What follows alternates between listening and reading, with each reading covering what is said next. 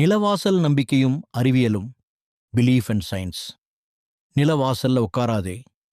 இந்த வார்த்தையை நம்ம எல்லாரும் கேட்டிருப்போம். ஆனா ஏன்? ஒரு மாலை நேரம் வீட்டின் வாசலில் ஒரு குழந்தை உட்கார்ந்திருக்கு. பாட்டி சொல்றாங்க, எழுந்து உள்ள போ, நிலவாசல் இருக்க இடம் இல்ல.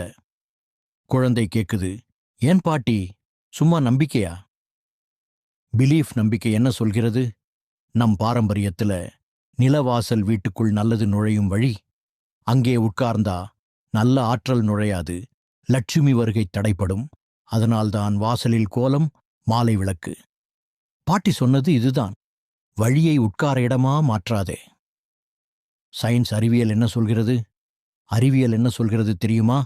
வாசலிடம் காற்று, அதிகமோடும் இடம், தூசி கிருமி அதிகம் இருக்கும், வெளி உள் வெப்பநிலை மாற்றம், உடல் சோர்வு, சளி தொடர்ந்து நடமாட்டம், மன அமைதி குறையும். அதனால்தான் doorway is a passage, not a resting place.